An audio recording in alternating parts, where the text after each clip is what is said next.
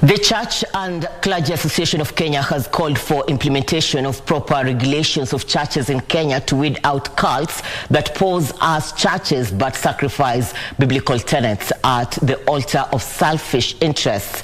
Speaking in Nairobi, the association's national chairperson, Bishop Hudson Ndeda, condemned the Shakahola deaths and urged for proper structures to be put in place to restore order in churches and speedy investigations by the government to bring culprits to justice. The Church and Clergy Association of Kenya, CCAK, has added its voice to the debate on regulation of churches, sparked by the deaths of hundreds of followers of controversial preacher Paul Mackenzie. While acknowledging the freedom of worship as enshrined in Article 32 of the Constitution, it leaned towards internal regulation of churches, where structures are formed in churches to admonish errant clerics among them and ensure undergo recognized theological causes. Paul Mackenzie and his cohorts must carry their own cross.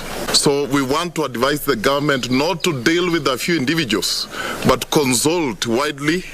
There are several umbrella bodies in this country, so they should involve all the leaders of all umbrella bodies, but not a few, because that will divide us. We will support a process that is inclusive. The association has, however, cautioned against blanket accusation of the churches on account of the Shakahola deaths. Civil organizations and parliamentarians must understand that the church is a spiritual organization.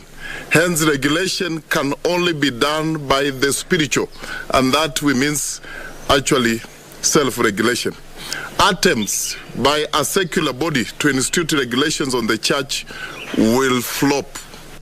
They have disassociated themselves from Mackenzie's religious teachings, terming it unbiblical, unscriptural, and unholy. Michael Mondiga for Lunchtime News, Nairobi.